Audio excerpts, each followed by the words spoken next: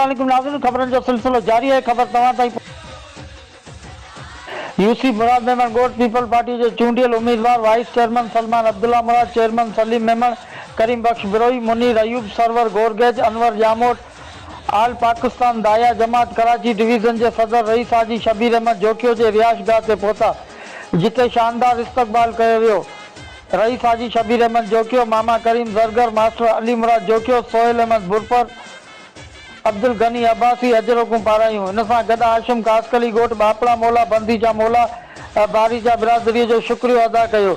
इलाके के मोअज़्ज़न शख्सियतन अख्तर कासकली, गुल मोहम्मद कासकली, रमज़ान बंदीजो, शरीफ बंदीजो, जुबैर बापड़ो, शाहिद बापड़ो, गुलशहर बारीजो, खादिम हुसैन बारीजो, हुजूर बख्श बारीजो, शबीर अहमद बारीजो ऐं ॿियनि बारीजा बिरादरी के मोअज़्ज़न अजरकियूं पाराए इज़त सां नवाज़ियो। इन मौके ते अॻुवाणनि ॻाल्हाईंदे चयो त इलाके के मोअज़्ज़न असांखे इज़त ॾिनी ऐं इलेक्शन में कामयाब करायो।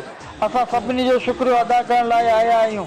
असां वाइदो था करियूं, असां इलाके के हर मसइले के तरजीह बुनियादुनि ते हल कंदासीं।